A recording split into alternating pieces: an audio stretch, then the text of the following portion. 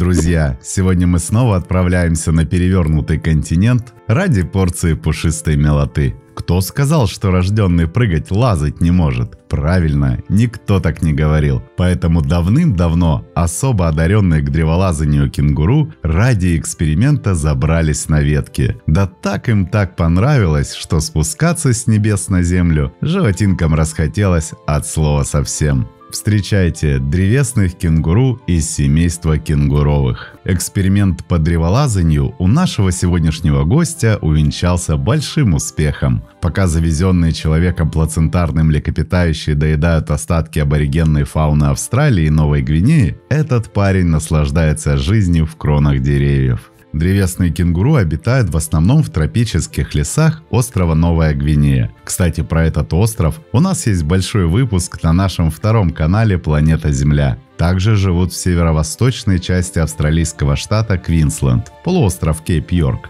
и на близлежащих островах. Большинство видов встречается в гористой местности, хотя некоторых из них можно найти и на равнинах. 80-сантиметровое плюшевое тельце древесного кенгуру энергично скачет с ветки на ветку, ведь деревья высокогорных тропических джунглей без проблем выдерживают тушку весом до 18 килограммов. Длина хвоста до 90 сантиметров. Он тоже помогает совершенствовать кенгуру искусство древолазания. Хвост сумчатой милахи сильно опушен и служит балансиром и рулем при прыжках. Во время передвижения древесная кенгуру держит тело не в вертикальном положении, как наземные виды, а в горизонтальном. В отличие от своих наземных собратьев, древесная кенгуру имеет короткие задние ноги с широкой подошвой. Кроме того, на их лапах имеются длинные загнутые когти, которые помогают животному цепляться за стволы деревьев. Уши у древесных кенгуру округлой формы, а мордочка в сравнении с другими родами кенгуру укорочена. Впрочем, если наш герой все-таки умудряется навернуться с дерева, в лепешку он не расшибется. Продвинутая система амортизации нижних конечностей позволяет не ломаться организму даже при падении с 15-метровой высоты, а мощные когти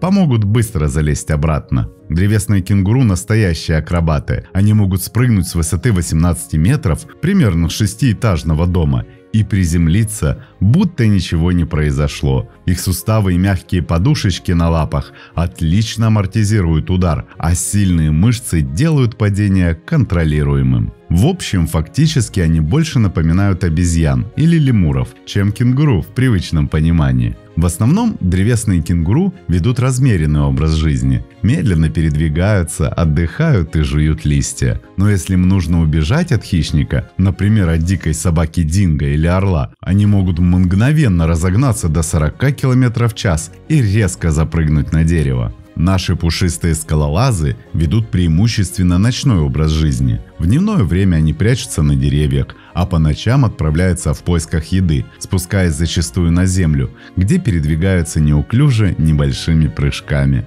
Питаются в основном растительной пищей, листьями и фруктами.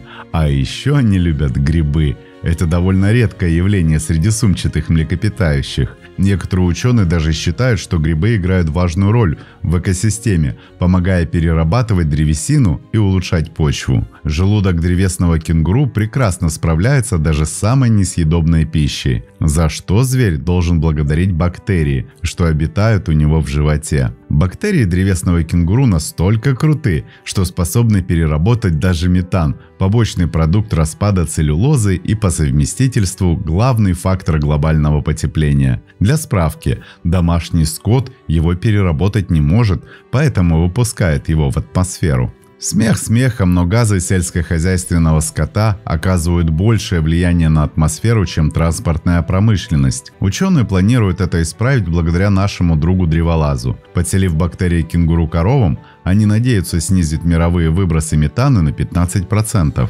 И кто бы мог подумать, что древесные попрыгунчики с перевернутого континента помогут справиться с глобальной проблемой, над которой бьется человечество. Сезон размножения у наших сумчатых друзей длится круглый год. Как только самочке исполнится 10 месяцев, она начинает усиленно привлекать к себе внимание. От такого кинофильма пушистые мужчины устраивают бои прямо на деревьях. В конце соревнований должен остаться только один. Он-то и получает доступ к женской ласке. У древесных кенгуру довольно длительный брачный период. Самец и самочка могут неделями ухаживать друг за другом, нюхать, трогать лапами, тереться мордочками. Это не похоже на брачные ритуалы других кенгуру, которые часто происходят стремительно. Как водится у сумчатых, детеныш, а он практически всегда один, не задерживается в маме надолго. Спустя месяц он появляется на свет и переселяется в материнскую сумку. Там малыш пробудет довольно долго. Дитё покинет колыбель через год после рождения, а еще 2 будет жить поблизости, даже обзаведясь собственными детками. Кстати, мамочки со своими сыночками и дочками тоже с деревьев не спускаются, а живут пушистые скалолазы в среднем до 20 лет. Древесные кенгуру считаются древними животными, но их популяция под угрозой. И главная причина – это вырубка лесов, исчезает их естественная среда обитания, охота в некоторых районах Новой Гвинеи, их до сих пор ловят ради мяса. Ну и конечно же хищники, собаки, кошки и даже орлы часто охотятся на детенышей. Некоторые виды, например вуандамские древесные кенгуру, уже находятся на грани вымирания. А как вы думаете, бактерии древесных кенгуру могут спасти планету от глобального потепления? Пишите в комментариях. Для тех, кто долгое время с нами и кто хочет поддержать развитие канала, может перейти на платформы Boosty и Patreon по ссылкам в описании. Там видео будет появляться раньше и без рекламы, а возможно и видео, которых не будет на платформе YouTube. Надеемся, что вы цените наш труд. Спасибо, что посмотрели этот ролик. Не забывайте ставить лайки, писать комментарии